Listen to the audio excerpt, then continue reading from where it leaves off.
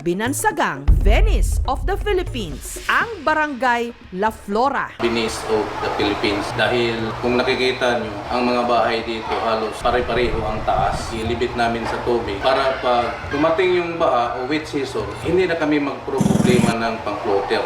Dito ang mga bahay, may dalawa o higit pang palapag, gaya ng bahay ni na Lorna. Kung naapay typhoon, mubaha, dugay kaayo mohubas, nakahuna-huna ang mga community nga atas ang tungod. Bawat bahay din sa lugar, may kanya-kanyang mga bangka. They began taking into account the risk of having to live for life on the water.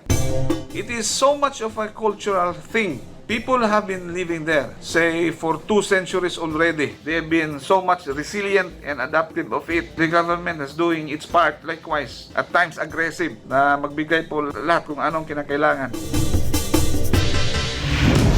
Ang sakuna o trahedya, walang pinipiling oras o lugar. Kaya dapat tayo, kasama na ang ating mga tahanan, laging handa.